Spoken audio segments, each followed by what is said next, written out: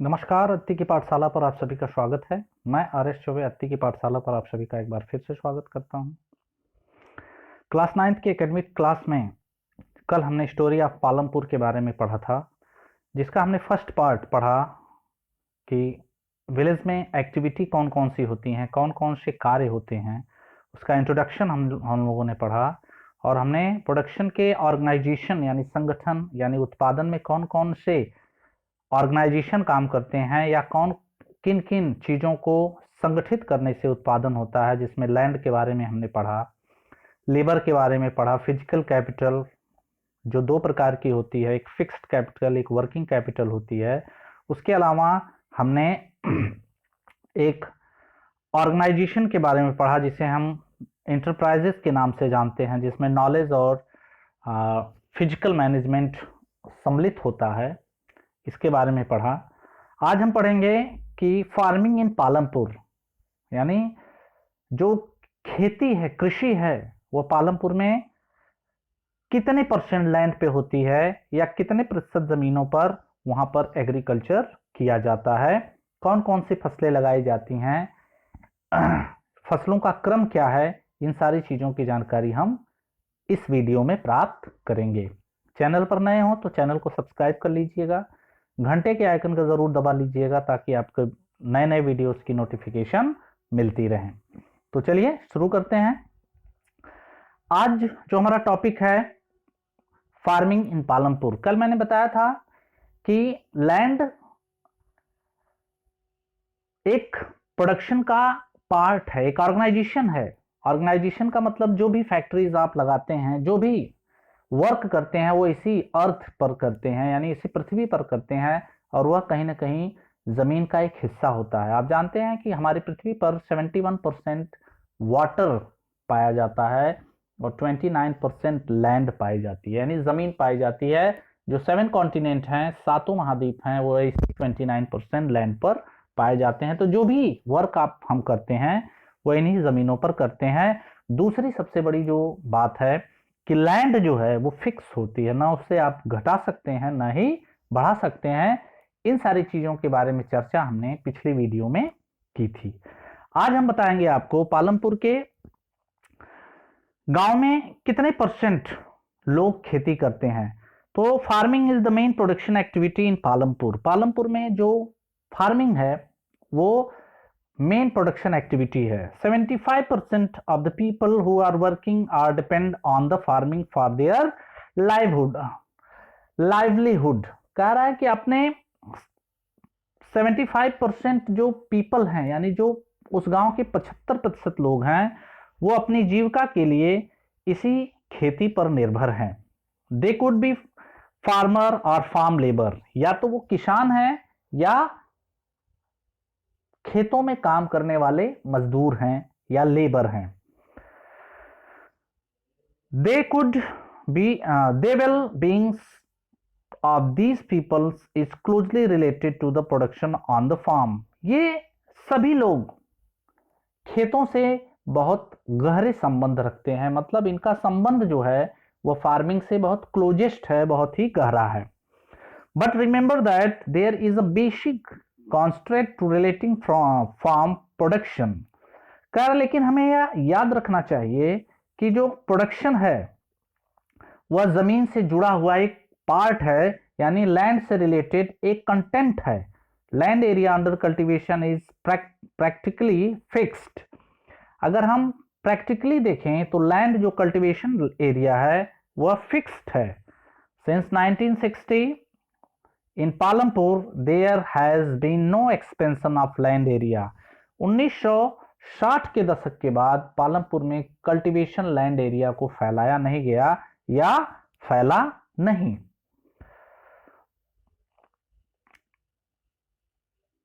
Bye them some of the wastelands, कह रहा है कुछ वेस्टलैंड जो थी वे जमीनें पास्चर्स के यूज में ली जाती हैं, यानी 1960 के बाद जो कुछ वेस्ट जमीनें थी जो पास्चर्स के रूप में इस्तेमाल की जाती थी, उस पर भी कल्टीवेशन किया जाने लगा और उसके बाद लैंड में कोई भी एक्सपेंशन नहीं किया गया।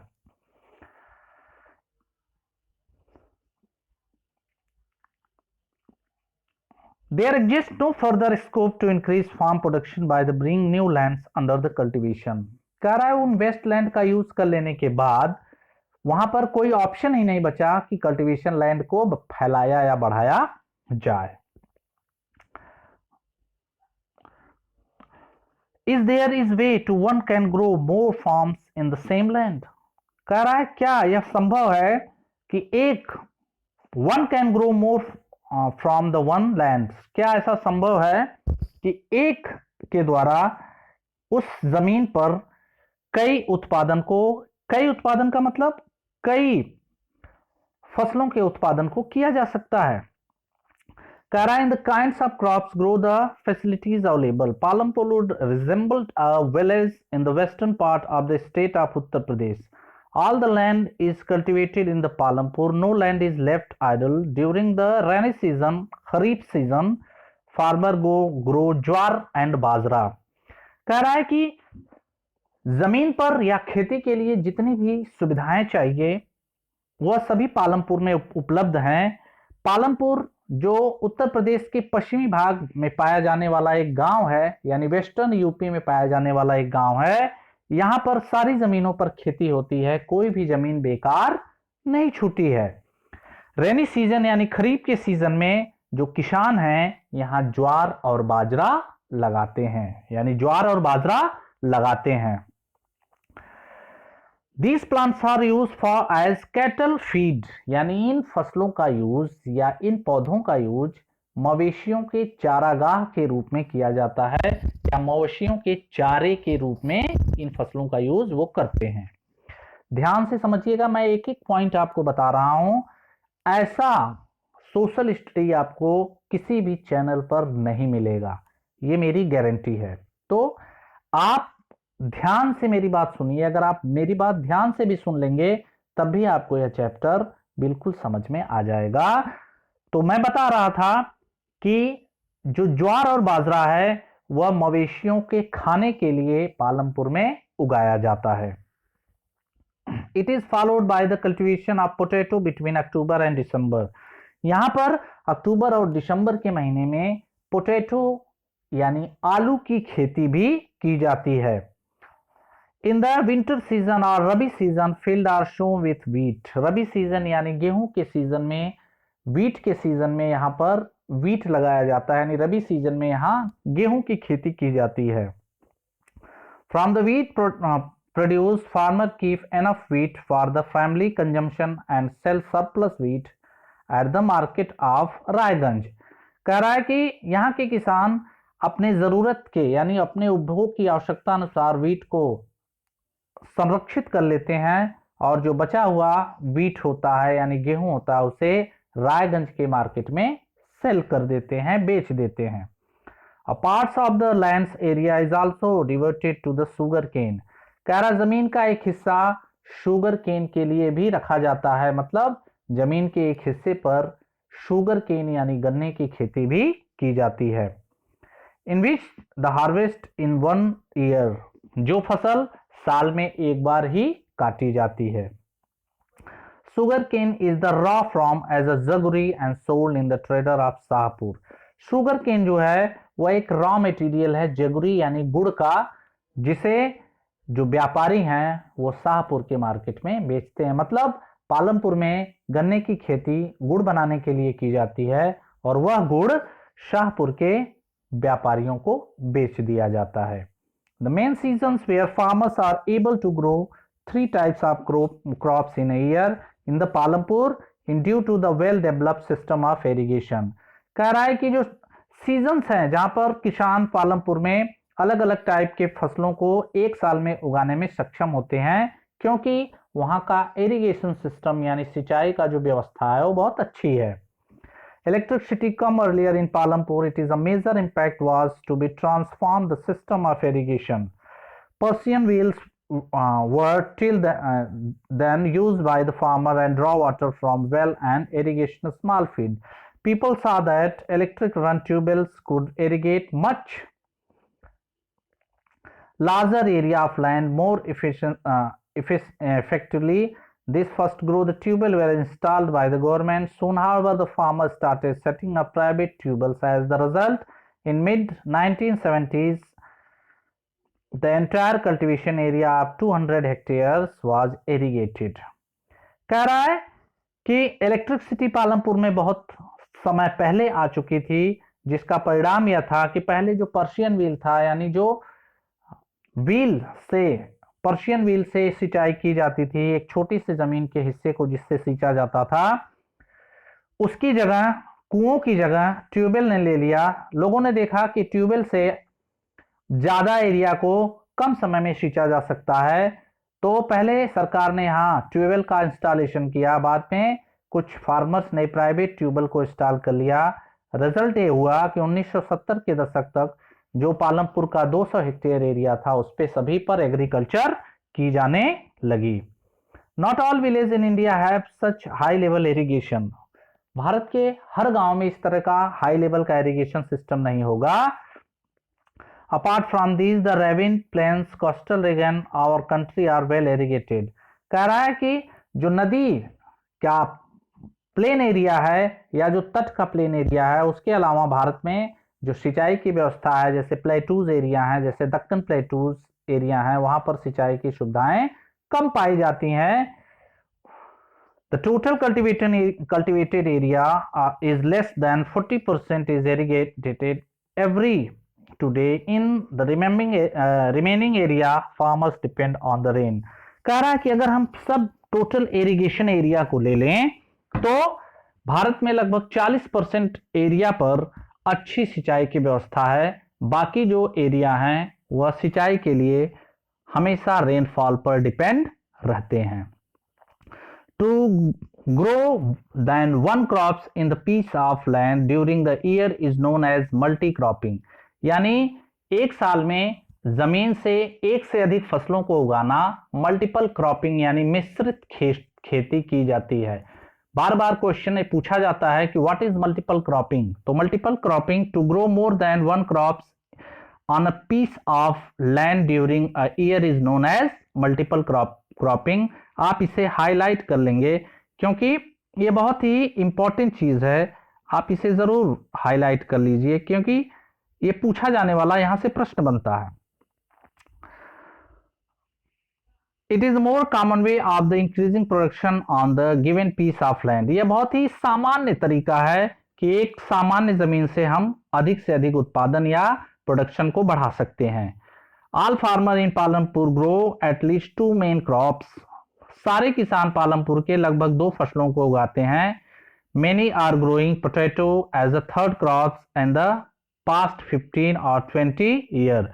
पिछले 15 या 20 सालों से कई किसान पोटैटो यानी आलू को तीसरी फसल के रूप में उगा रहे हैं। तो ये देखिए कल्टीवेशन एरिया है, टेबल यहाँ पर दिया गया है कि 1950-51 में 129 एकड़ है और देखिए धीरे धीरे जब 2014 और 15 में है तो 155 जो मिलियन हेक्टेयर जो लैंड है वहां पर एग्रीकल्चर की जा रही है। ये देखिए उसका ग्राफ है। तो आप इस ग्राफ के हिसाब से देख सकते हैं कि 1950 से 51 तक 51 से 1991 तक जो कल्टीवेशन एरिया है वो बढ़ा है, यानी 157 मिलियन हेक्टेयर हुआ है। लेकिन उसके बाद 2001 तक, 2011 तक, 2012 तक यह कांस्टेंट रहा यानी स्थिर रहा है, लेकिन 13 में यह घट गया, फिर 14 में बढ़ गया और फिर 15 में घट गया।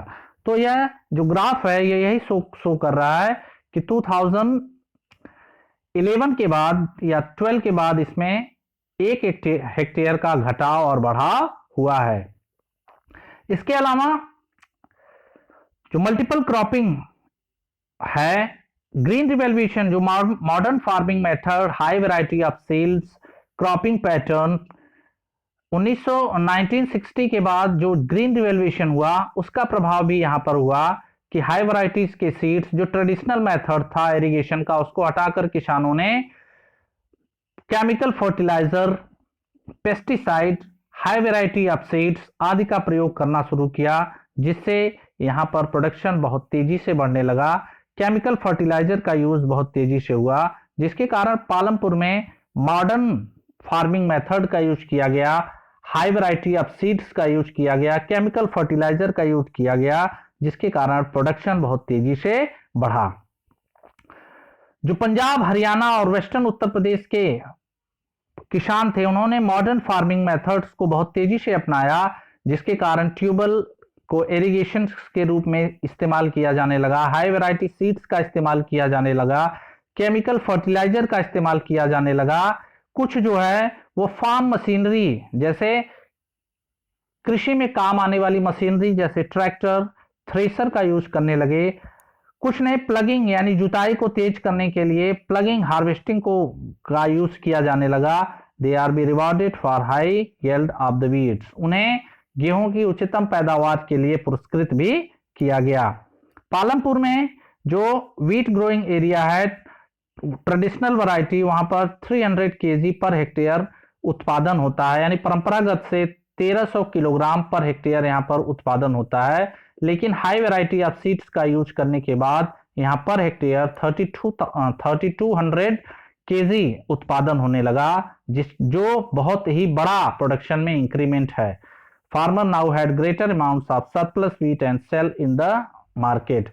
अब किसानों के पास बहुत अधिक मात्रा में व्हीट बचता था, जो वो बाजार में सेल कर देते थे। तो यहां पर आप देखिए कि यहां पर दिया है production of pulses and wheat in million of ton. तो इस ग्राफ को आप देख लीजिए कि पल्सेस का उत्पादन कंटिन्यू कांस्टेंट बेस हुआ है कि 2013 और 11 से 13 में प्रोडक्शन बढ़ा है, 15 में घटा है, फिर 17 और 18 में बढ़ा है। उसी तरह व्हीट का प्रोडक्शन भी घटते और बढ़ते क्रम में आपको दिखाया गया है टन के रूप में। अब आइए बात करते हैं, विल द लैंड सस्टेन, क्या जो जमीन है वह संतुलित रहेगी। कह रहा है कि जैसे जैसे मॉडर्न फार्मिंग मेथड यानी साइंटिफिक फार्मिंग मेथड का यूज किया जाने लगा, land is a natural resource, जो जमीन है वो एक प्राकृतिक संसाधन है, उसका निर्माण प्राकृतिक संसाधनों से हुआ है, लेकिन मनुष्य ने जब उसका ओवर यूज करना शुरू किया ग्रीन रिवॉल्यूशन के बाद, तो सॉयल जो अपनी फर्टिलिटी जो है वो लॉस करने लगी। कंटिन्यू जो है ट्यूबवेल का यूज करने से ग्राउंड वाटर में भी डिप्लीशिएशन हुआ, यानी ग्राउंड वाटर भी धीरे धीरे क्षरण होने लगा, जिसके कारण सॉयल की फर्टिलिटी और ग्राउंड वाटर डिस्चार्ज होने लगा, जो एनवायरमेंट पोल्यूशन का एक बहुत बड़ा कारण बना। तो केमिकल फर्टिलाइजर की यूज से, पेस्टिसाइड की यूज से जो नेचुरल सॉइल थी वो पोल्यूटेड हो गई, और ट्यूबवेल का बहुत ज्यादा यूज करने से जो ग्राउंड वाटर लेवल था वह घट गया, जिसके कारण एनवायरमेंटल डिसबैलेंस हो गया। How is the land distributed between the farmer of Palampur, इसके विषय में हम आपके अगली वीडियो में चर्चा करेंगे कि पालमपुर में जो जमीन है वह किस तरह किसानों के बीच बटी हुई है। इस विषय में कल चर्चाएं होंगी। वीडियो आपको कैसा लगा इसके बारे में आप अपने कमेंट करके जरूर बताइएगा। वीडियो अच्छा लगा तो लाइक करिएगा, वीडियो अच्छा नहीं लगा तो डिसलाइक करिएगा, और चैनल पर अगर नए हो तो चैनल को सब्सक्राइब कर लीजिएगा।